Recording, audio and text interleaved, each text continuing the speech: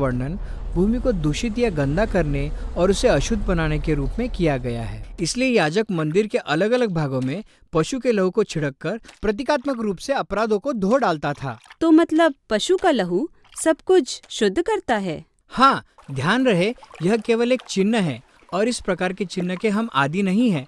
लहू जीवन को दर्शाता है और लहू का छिड़का जाना इस बात का प्रतीक है कि परमेश्वर किस प्रकार उनके समाजों में से बुराई के इन अप्रत्यक्ष परिणामों को साफ कर रहा है।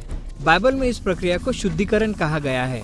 तो उस देश में मंदिर अब एक स्वच्छ स्थान बन गया जहाँ परमेश्वर और उसके लोग एक साथ मेल से रह सकते हैं। इसका मतलब यह विधि परमेश्वर और इज़राइल के बीच सब बातों को ठीक कर देगी। उससे भी ज्यादा, इन चिन्हों के द्वारा इजरायली लोग परमेश्वर के प्रेम और अनुग्रह को अनुभव करते हैं और क्षमा किए जाने के कारण आदर्श के रूप में यह उन्हें प्रेम और अनुग्रह करने वाले लोग बनने को बाध्य करती है। बिल्कुल ठीक, यह आदर्श रूप है, लेकिन ऐसा हमेशा नहीं होता था। हाँ, इसलिए भविष्यवक्ता यशायाह ने इसके बारे में बहुत कुछ कहा है।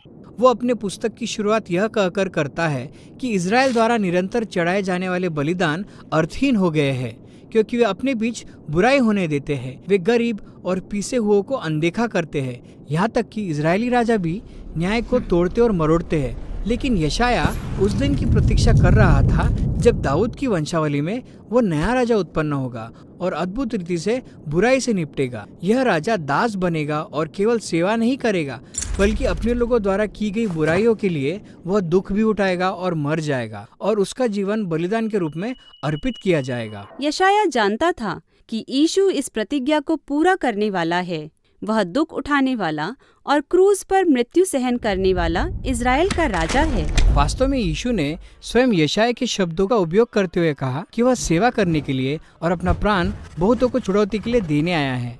वह शब्द छुड़ौती प्रायश्चित के बलिदान की ओर संकेत करता है। इस प्रकार हम पूरे नए नियम में यह देखते हैं कि यीशु की मृत्यु किस प्रकार हमारे लिए